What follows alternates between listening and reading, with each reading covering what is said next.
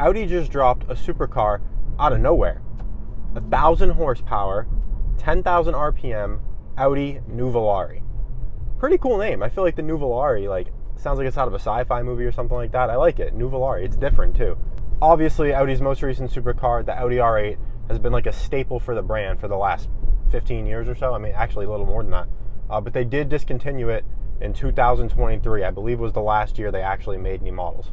Now, I wasn't planning on making a video today, but as somebody that's loved Audi since before I could even drive cars, I thought it was very important to get a video out on a new, unexpected Audi supercar as quick as possible. So I'm in my S6, and we're going to talk about this car in detail. Now, I actually made a video on this a couple months back saying, is the Iron Man Audi R8 gone, or something like that, talking about if I thought there'd be a new Audi R8, and if they did make a new Audi R8, what I think the powertrains would have been at the time.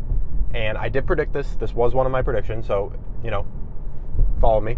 And seriously, if you're not following already, please subscribe for me, like the video, please leave a comment, whatever. Check out the other videos on my channel. I'd love to have you join the Exotics Anonymous family. But Audi drops this Audi Nuvolari. So it's kind of an Audi R8 successor. They're only making 499 units though, which they made, tens of thousands of Audi R8s over the years, I believe. So it doesn't really feel like a real Audi R8 successor to me because it's so limited. But technically, it is an Audi supercar, and the Audi R8 doesn't exist anymore. So it's the new Audi supercar. It's the new Audi R8 essentially, but it's called the Audi Nuvolari, and I think that's probably on purpose not called the R8 because either maybe we will see an R8 at some point, or this is literally just going to be a limited supercar. Maybe they'll make one of these every 10 years or so, kind of like Lexus. They made the LFA, and now they're making that Toyota GR GT. They don't make a supercar all the time type of thing, and I do wonder if that's the direction Audi's heading in. So the Audi Nuvolari, 1,000 horsepower. It's like 987 American horsepower. 10,000 RPM, twin turbo V8 hybrid setup. Sounds familiar. Very similar to the Lamborghini Temerario. Now, this is one of the powertrain options that I had described in my previous video, but I'll talk about that in a little bit. Let's finish covering this car first. So, only 499 cars. 1,000 horsepower is interesting to me because the Temerario makes 903 according to Lamborghini, and this car is 1,000. Typically, Audi's not allowed to usurp Lamborghini in power. The R8s were always slightly behind the Huracans at the time. And so I'm a little surprised to see that, but I have a feeling the Temerario actually makes closer to this 1,000 horsepower mark because it's so fast and it's beating cars with more power than it, even though it's, maybe it's slightly lighter than those cars, but not significantly, and it's still smoking them. So I think the Temerario probably already makes 1,000 horsepower, and this Audi is just getting, they're just advertising the stats as they truthfully are. I don't know how that happened. That's very uncommon for Volkswagen Group, but that's where we're at. So very fast, very powerful. Obviously, the naturally aspirated V10 from the Audi R8 is gone, which is a shame, of course, because that was a fantastic sounding engine. But this car is way faster than the R8 ever could have been, so that's good in one sense. The hybrid situation makes 200 of the horsepower. The engine makes 800 of the horsepower. I'm a little surprised that this car wasn't just the twin-turbo V8 by itself. A part of me thought maybe they won't make it as fast as the Temerario, and maybe because of that, it might be a better driver's car, say it was just that twin-turbo V8, and revving up to 10,000 RPM with 800 horsepower. The car's not going to be slow, and it might even be more fun in a way to drive because you don't have that instant hybrid kick that makes you instantly be going warp speed. But they got the full thing, and they got to say it has more power than a Temerario, so that's interesting to me. Maybe because the car is so limited, Lamborghini wasn't as concerned with Audi, overstepping them in horsepower type of thing. We don't really know the behind the scenes there. But let's talk about the looks of the car, because I think that's very important. Now, the Audi Nuvolari almost looks more Lamborghini than any Audi R8 has before, which is interesting to me because there's more power than Audi typically is allowed to have compared to Lamborghini, and it looks more like a Lamborghini than any Audi R8 ever has before. And in a way, it looks more Lamborghini than something like the Temerario even does, especially from the back. So I'll throw up pictures on the screen for you guys while I'm driving here so you can see what I'm talking about. The back of the car is my favorite part probably. It looks very Lamborghini Reventon to me in the back, which is a compliment in the highest degree. The Reventon's a fantastic looking car and also super limited. And they even launched this Nuvolari in like a Reventon color scheme, kind of like a flat gray, dull paint kind of with like the black accents. It's really cool looking. So the car looks great. The front of the car still looks like an Audi R8, but I would say with bigger air intakes in the front grills, much bigger. But it's like a more, like, I want to call it more futuristic, but in a way it almost looks like retro futuristic, which is really cool. especially the front of the car. I feel like the back, passes like a modern day supercar. The front looks like retro futuristic to me. But the whole thing looks good. I like it all, honestly. The looks are pretty great, honestly, for a supercar nowadays. That they're not always great anymore, depending what brand's launching it. This car looks really good. So, car looks great. The interior looks really nice too. It's funny. It's a very simplistic interior. The seats look like Lamborghini seats to me. A lot of this car has Lamborghini in it, more so than the R8 usually did, other than the engine normally. But the R8 still had Audi seats in it, like the same seats you would get in like an S4 or an S5, were the seats in the last gen R8 for most of the models. These seats look like the Temerario seats, like the sport, not the full sport carbon buckets, but like the sport bucket seats that they offer. You can see it especially in the bottom where your legs go. It looks just like the Lamborghini seat. But the dashboard's good. It reminds me of the Reventon again a little bit, because the paddles are nice and pointy and tall, and it kind of gives you like that fighter jet vibe. So it looks really good. There's a couple screens, just one in front of you and one in the middle, but not like overdoing it. I think it's like almost like the Bugatti approach, where less is more in some ways. I feel like this car did that. Hopefully there's some controls. Like, I don't know where the AC operations are. I think those should always be buttons. I don't think putting that in the screen is reasonable, especially not anymore where that's become like a known thing now. If any manufacturer is still doing that, it is a little disappointing. But hopefully they don't do that. But looks-wise, the interior that's similar to the exterior of the car. Retro look, but also very futuristic.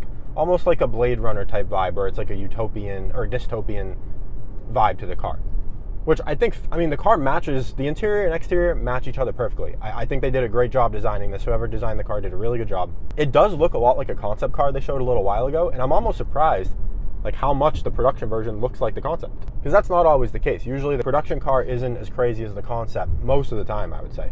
So this is actually like a pleasant surprise to see one so similar. So I think they did a really great job on the looks, and I think they did a great job on the performance. Can't say anything bad about that. I mean, it's very fast.